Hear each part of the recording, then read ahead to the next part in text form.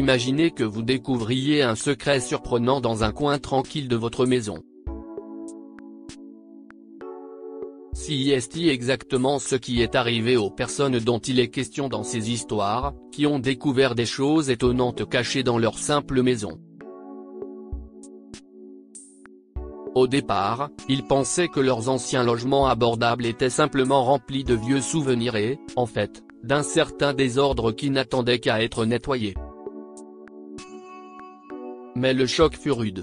Cachés dans les murs et sous les planchers, ils ont trouvé des trésors remarquables qui ont transformé leur vie de la manière la plus inattendue qui soit. Plongeons dans leurs histoires. 1.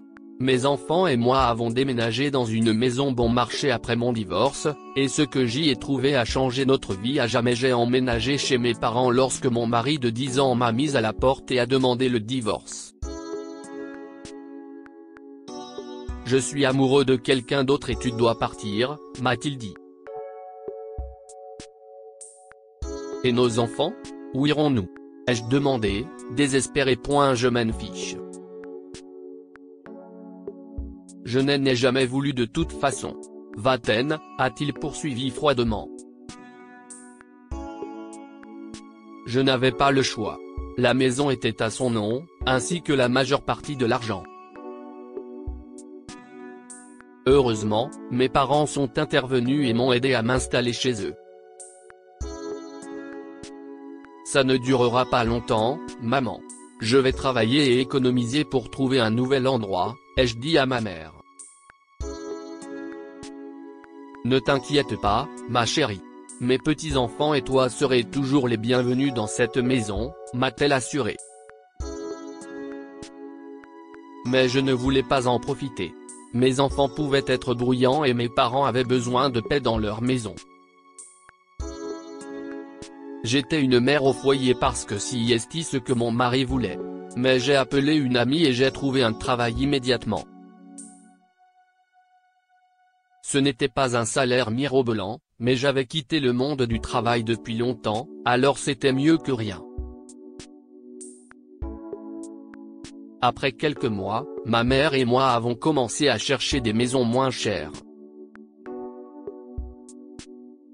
J'ai découvert une vieille maison à un prix intéressant, mais apparemment, personne ne voulait l'acheter parce qu'elle nécessitait de sérieuses réparations. Je pense qu'elle est parfaite, maman. Elle est assez grande pour la famille et je la réparais lentement. Je n'aurais jamais pu m'offrir une maison comme celle-ci si elle n'était pas en si bon état. Je l'achèterais directement à la banque. Apparemment, l'ancien propriétaire est décédé et la banque a repris possession de la maison, ai-je expliqué. J'ai donc fait une offre et j'ai obtenu la maison. Nous avons emménagé et ma mère a continué à s'occuper des enfants pendant que je travaillais. Mon père et moi avons commencé à rénover la maison. C'était un processus lent, mais nous avancions plus vite que je ne le pensais. Nous avons décidé de remplacer la vieille moquette. Mais après en avoir retiré une partie dans la chambre principale, j'ai découvert une trappe. Qu'est-ce ce que ça peut être? Me suis-je demandé à voix haute. Je ne sais pas, Il pourrait s'agir d'un coffre-fort ou d'un sous-sol, a suggéré papa. Personne n'a parlé de sous-sol dans cette maison, ai-je ajouté. Hésitant, nous ouvrons la porte et découvrons un escalier. Tu vois, si est forcément un sous-sol, a poursuivi mon père. Allons vérifier. Je ne sais pas. Si est généralement là que les choses tournent mal dans les films d'horreur, ai-je murmuré. Oh, s'il te plaît, arrête avec ces bêtises. Allons-y, s'est moqué mon père. Je l'ai suivi au sous-sol avec une lampe de poche. Mon père a fait fonctionner la seule ampoule en bas, et nous avons découvert des toiles recouvertes des couvertures. Est-ce que ce sont des peintures? Me suis-je demandé. L'ancien propriétaire a dû les laisser ici, a dit papa. Il faudrait peut-être que tu appelles la banque pour te renseigner à ce sujet. J'ai suivi le conseil de papa, mais la banque a dit que j'étais maintenant le propriétaire légal de tout ce que je trouverais dans cette maison. Les tableaux étaient magnifiques. J'en ai même remonté quelques-uns et je les ai accrochés un peu partout dans la maison. Mais comme il y en avait beaucoup, j'ai pensé à en vendre quelques-uns pour faire un peu de profit. J'en ai donc fait évaluer une à la galerie d'art locale. Cette peinture est exquise, a déclaré l'expert, Nick.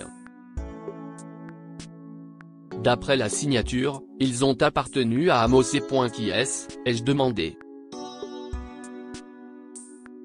Ont-elles de la valeur? Ai-je demandé. Je crois que oui. Je vais devoir vérifier auprès de mes collègues.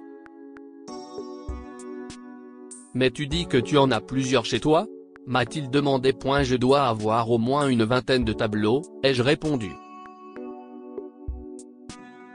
Je l'ai invité chez moi pour lui montrer d'autres tableaux, et son évaluation initiale était correcte. Elle valait une fortune. J'en ai donc vendu quelques-unes à sa galerie d'art. J'ai utilisé une partie de l'argent pour finir de réparer la maison et créer des fonds pour l'enseignement supérieur de mes enfants.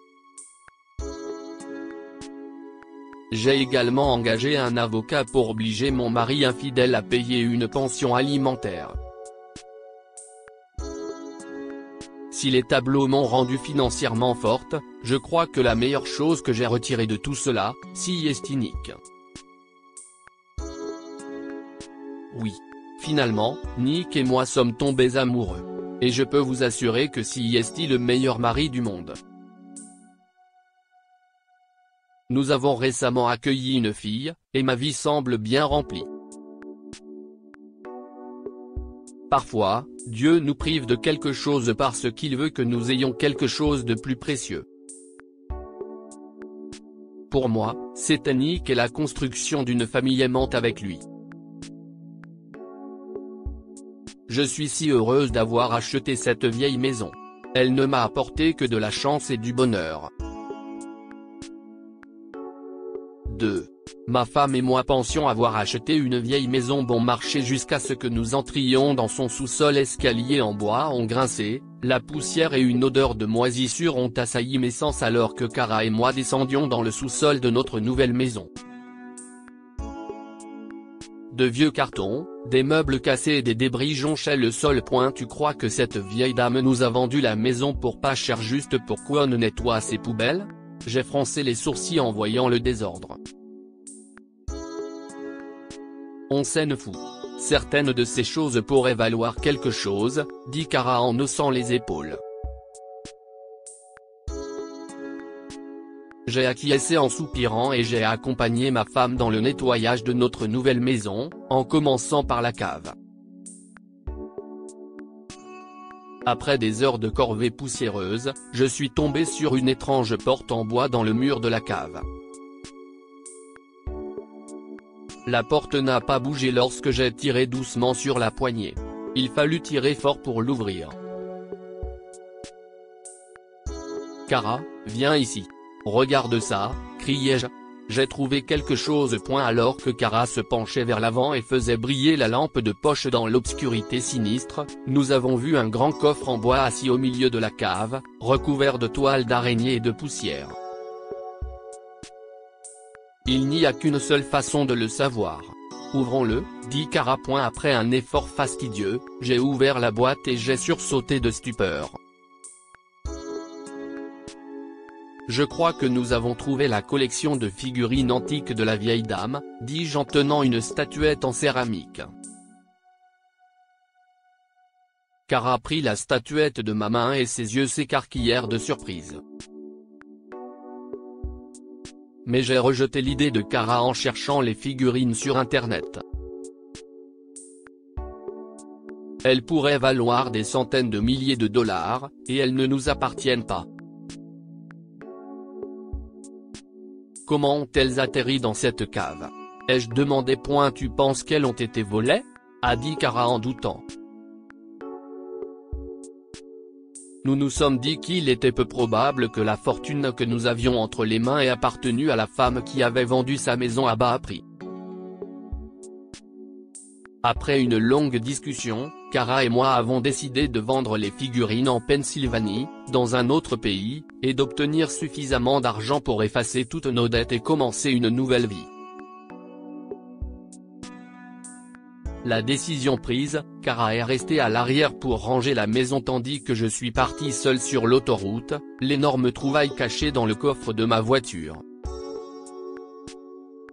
Environ une demi-heure plus tard, je venais de passer le lac Milton quand mon téléphone a soudain sonné. « Chérie, il y a eu », dit Kara en haletant et en pleurant. « Il y avait un voleur dans la maison. J'ai pris ton fusil et je suis descendu au sous-sol. Mon cœur s'est mis à battre la chamade alors que je m'arrêtais sur le trottoir. »« Quoi ? Tu vas bien, n'est-ce pas ?» Kara a reniflé. « Oui. » Il s'est précipité sur moi et j'ai appuyé sur la gâchette. Ça lui a fait peur. Il s'est sauvé par la fenêtre. Mais, chérie, il cherchait quelque chose à l'endroit exact où nous avons trouvé le coffre hier soir. Quoi ? Verrouille toutes les portes. J'arrive. Submergé par la peur, j'ai rapidement fait demi-tour et suis rentré chez moi en trombe. Si est-il bon. Je suis là. Si est-il bon, j'ai serré Kara fort dans mes bras dès que je suis arrivé à la maison. Elle était trop terrifiée. Je voulais laisser les figurines quelque part pour que l'inconnu qui s'était introduit chez nous puisse les récupérer, mais je me suis ravisé. Cette maison est la nôtre, et tout ce qui s'y trouve est aussi le nôtre, ai-je déclaré. Et après la peur qu'il t'a faite, je ne lui laisserai pas ce que nous avons trouvé. Je pense que je connais un moyen de garder le trésor. J'ai élaboré un plan pour que les cambrioleurs ou ceux qui en avaient après les figurines ne reviennent jamais les chercher. Nous déménagerons dans une nouvelle ville et nous repartirons à zéro avec l'argent que nous aurons gagné en vendant les figurines, ai-je dit avec confiance. Tu as raison, a ajouté Kara. Pourquoi devrions-nous abandonner quelque chose que nous avons trouvé dans notre maison ? Je pense que la seule façon de se débarrasser de ces voleurs est de leur faire croire que les figurines ont été détruites. Je suis d'accord avec Kara. Plus tard dans la nuit, nous avons échangé les figurines du coffre avec nos vieilles assiettes et tasses en céramique. Nous sommes allés de pièce en pièce et avons aspergé les meubles d'essence et de presque tous les liquides inflammables dont nous disposions. Satisfait de notre plan ingénieux, j'ai allumé mon briquet et l'ai jeté dans la maison. J'aurais aimé ne pas avoir à faire ça, ai-je dit alors que Kara et moi courions vers notre voiture et nous éloignions de notre maison en flammes. Il sera impossible de dire que la céramique brisée et carbonisée qui s'y trouve ne provient pas de ces figurines, s'esclaffa Kara tandis que je hochais la tête au volant. Nous nous sommes installés pour la nuit dans un motel sur l'autoroute, où nous avons planifié notre avenir avec la fortune fatidique en notre possession.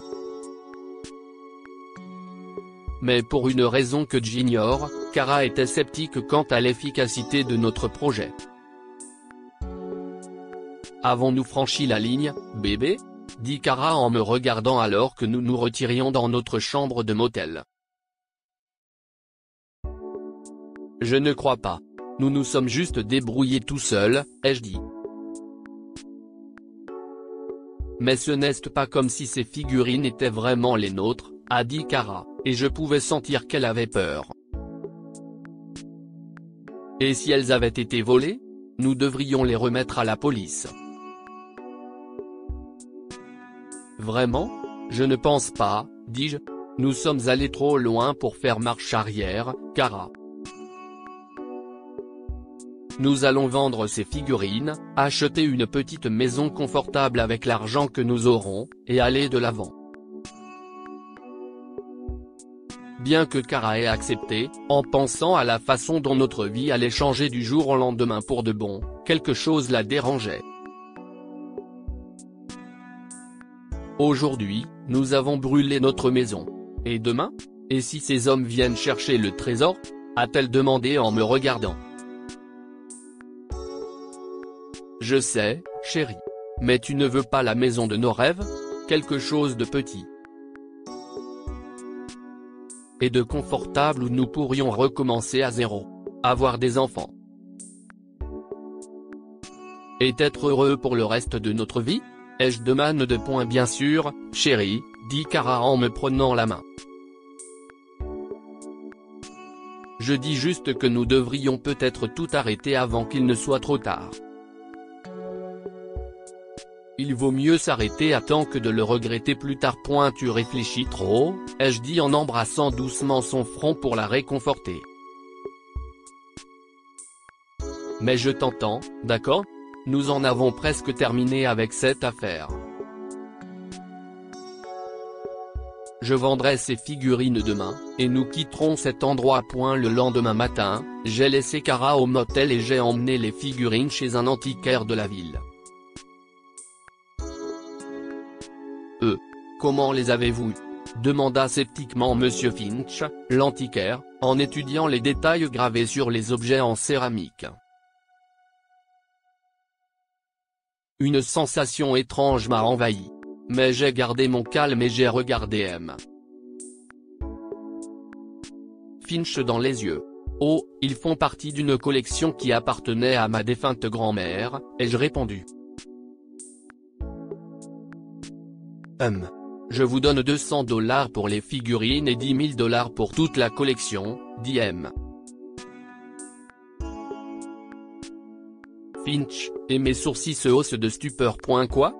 Vous n'êtes pas sérieux, dis-je en secouant la tête. Je trouverai un autre acheteur si vous n'êtes pas prêt à payer les centaines de milliers de dollars qu'elle vaut. Il ne s'agit pas d'une offre, a déclaré Monsieur Finch. Je sais que ces figurines ont été volées. Si vous ne me les vendez pas pour $10 000, je vous dénoncerai aux flics. Mon visage s'est déformé sous l'effet du choc, et j'ai forcé un sourire, essayant de dissimuler ma peur. Oh, vous vous trompez. Je dois y aller, dis-je. Oh, je ne me trompe pas. La balle est dans votre camp maintenant. Vous avez jusqu'à ce soir pour vous décider, a répondu Monsieur Finch. Sans répondre, je me suis précipité hors du magasin avec la boîte de figurines. Mais j'ai eu peur. C'était une petite ville. Et si Monsieur Finch connaissait les cambrioleurs? Il leur dirait que les figurines n'ont pas été détruites dans l'incendie. Kara et moi devrions quitter cette ville immédiatement, murmurai-je en filant vers le motel. Mais lorsque je me suis précipité dans ma chambre, j'ai eu un choc énorme. Kara n'était pas là. Des vêtements jonchaient le sol. Le matelas et les oreillers étaient éventrés. Et il y avait une note autocollante sur la télévision. Fais exactement ce que nous te disons si tu veux que ta femme revienne vivante. Je regrettais d'avoir laissé Kara seule, et c'était comme un rocher qui dévalait la pente. En froissant la note et en la rangeant dans ma poche, je suis retourné au magasin d'antiquités juste au moment où M. Finch le fermait à clé. Oh, je vois que tu as pris une décision intelligente, a souri méchamment M. Finch. Maintenant, donne-moi l'argent, ai-je dit lorsque Monsieur Finch a déverrouillé le magasin d'antiquités et m'a fait signe d'entrer. Il a inspecté les figurines une à une et a fait un chèque de $10 000. C'était un plaisir de faire affaire avec vous, Monsieur Finch, ai-je dit en souriant. J'ai sauté dans ma voiture et je me suis dépêché de passer devant le magasin pour me rendre à Elm Street afin de régler mes comptes avec les voyous qui avaient retenu Kara captive. Une heure plus tard, mon cœur battait la chamade dans ma poitrine lorsque j'entrais dans l'entrepôt sombre situé à la périphérie de la ville. J'ai jeté un coup d'œil à l'intérieur et j'ai vu Kara entourée de plusieurs gangsters. Aaron, cria Kara en essayant de courir vers moi. Mais sa puissance n'était rien comparée aux voyous menaçants qui l'a arrêté. Pas si vite, madame. Où sont les objets? Le type s'est tourné vers moi. Ils sont dans la voiture, ai-je menti. Je voulais d'abord voir ma femme. Eh bien, tu l'as vu. Maintenant, va chercher nos affaires, m'a dit le voyou. Juste à ce moment-là, les sirènes de la police ont retenti à l'extérieur. Attention. Si est-il la police? Nous vous avons encerclé. Débarrassez-vous de vos armes et allongez-vous sur le sol, a annoncé un commandant dans un mégaphone. Une demi-heure plus tard, Kara et moi étions debout dans le poste de police, attendant une mise à jour de la part des flics. Je suis tellement confuse. Pourquoi as-tu fait ça? Kara a levé les yeux vers moi en fronçant les sourcils. Mais j'ai dû faire un petit arrêt en chemin pour m'assurer que l'antiquaire n'avait pas manqué sa peine de prison, ai-je déclaré. Un peu plus tard, un officier de police nous a appelés, Kara et moi, pour prendre notre déposition avant de nous asséner un coup de massue. Le chef de file de cette opération est le petit-fils de la vieille dame à qui vous avez acheté cette maison, a révélé l'officier.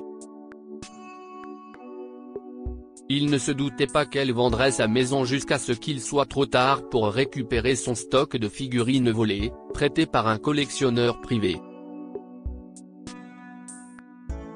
La déception et l'incrédulité nous ont saisis, Kara et moi, lorsque le policier a ajouté « Nous devons discuter d'une accusation d'incendie criminel, n'est-ce pas ? Les inspecteurs ont vérifié votre propriété et se sont immédiatement rendus compte que l'incendie de la maison était d'origine criminelle », a déclaré le policier en nous regardant fixement, Kara et moi. Il va falloir porter plainte.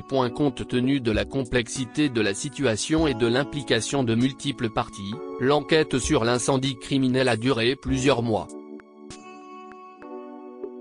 En fin de compte, les preuves se sont éloignées de Kara et moi, montrant que nous étions les victimes involontaires d'une opération criminelle de plus grande envergure.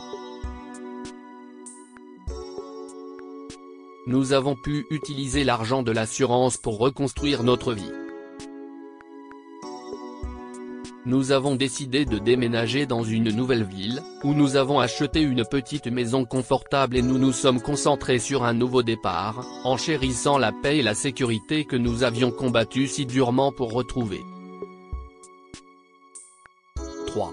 J'ai été chassé de la vieille maison bon marché de mes parents après leur mort, puis j'y ai découvert une cave cachée et j'ai dû vivre de manière indépendante à l'âge de 20 ans après le décès de mes parents dans un accident de voiture il y a 2 ans. S'ils m'ont laissé leur maison, ils m'ont aussi laissé beaucoup de dettes. Pour éviter d'être poursuivi par des usuriers, j'ai abandonné mes études et j'ai commencé à travailler pour rembourser les dettes de mes parents. Malheureusement, j'ai eu beau travailler, cela n'a pas suffi et un jour, le tribunal a saisi mes biens. J'étais en larmes, car je n'avais nulle part où aller. Mon ami, Amara, a vu tout cela et s'est précipité à mes côtés. Je suis désolé de ce qui t'arrive, m'a-t-elle dit en me prenant dans ses bras. Tu peux rester dans mon appartement pour le moment, m'a proposé Amara. Merci, Amara. J'apprécie beaucoup, ai-je sangloté. Ce jour-là, Amara m'a aidé à emballer mes affaires, car les fonctionnaires qui m'avaient expulsé m'avaient dit que le nouveau propriétaire voulait que tout soit réparé tout de suite. Alors que je rassemblais mes affaires, le nouveau propriétaire est soudain arrivé. Il s'est montré très arrogant et s'est moqué de moi alors que je mettais mes affaires dans des cartons. Ah, enfin! Je vais pouvoir me débarrasser de cette maison moche et construire un beau manoir moderne. Cette maison détonne dans le quartier, dit-il en me regardant de haut. Il était accompagné des constructeurs qu'il avait engagés pour démolir ma maison. Contrairement au propriétaire, il se sentait mal pour moi, car j'étais expulsé de la seule maison que j'avais jamais connue. Pour me réconforter, l'un d'entre eux a décidé de prendre la parole. CIST en fait une très belle maison.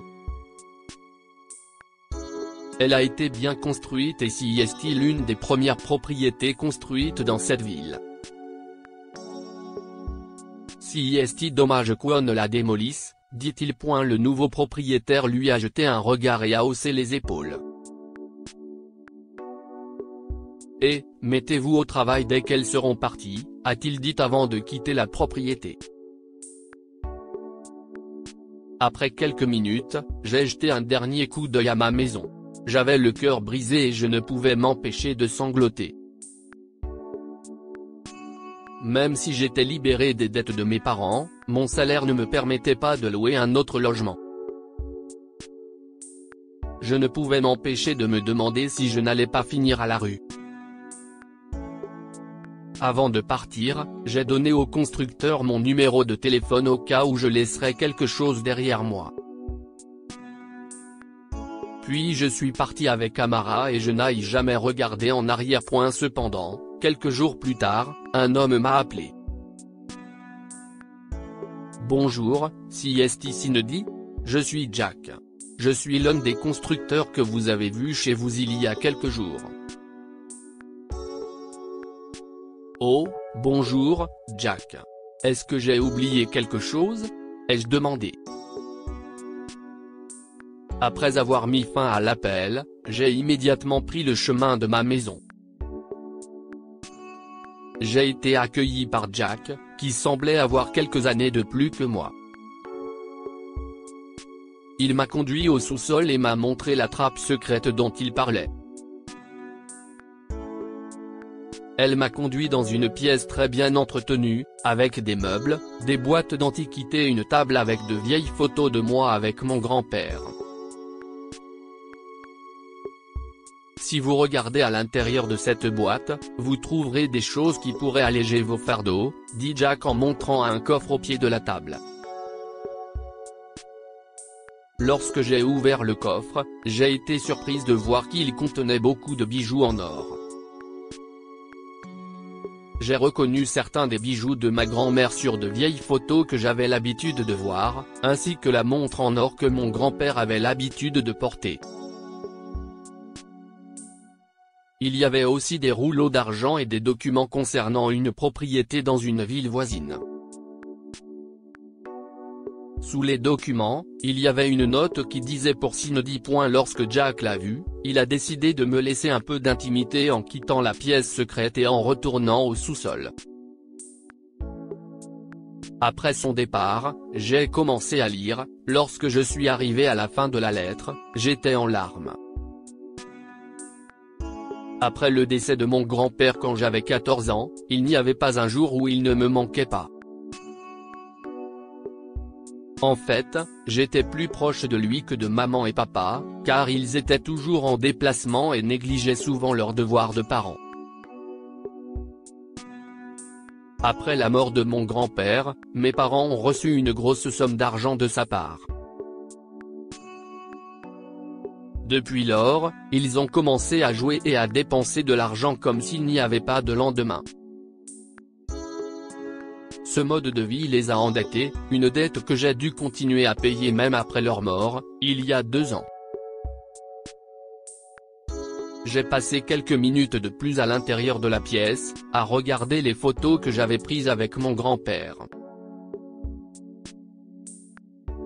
J'ai décidé de les garder toutes, en les plaçant soigneusement dans des boîtes afin de pouvoir les transférer dans la maison qu'il avait achetée pour moi. Ce soir-là, Jack m'a proposé de m'aider à transférer mes affaires dans ma propriété, située dans une ville voisine. Nous avons ensuite dîné ensemble et appris à nous connaître. Je me suis rendu compte que Jack avait été honnête et sincère, car il aurait pu facilement garder les bijoux et l'argent pour lui. Mais il m'a informé des trésors cachés. Jack et moi avons commencé à sortir ensemble. Nous avons appris à bien nous connaître et nous avons réalisé que nous étions tous les deux de très bonnes personnes, compatibles l'une avec l'autre. Quelques années plus tard, nous nous sommes mariés et avons vécu ensemble dans la maison que mon grand-père m'avait laissée. Ce que je veux dire, si est que les choses s'améliorent toujours. Je me demandais comment je pourrais survivre après avoir perdu ma maison et l'argent que j'avais gagné pour rembourser les dettes de mes parents. Finalement, mon grand-père m'a surpris en m'offrant un héritage dont je n'avais jamais entendu parler.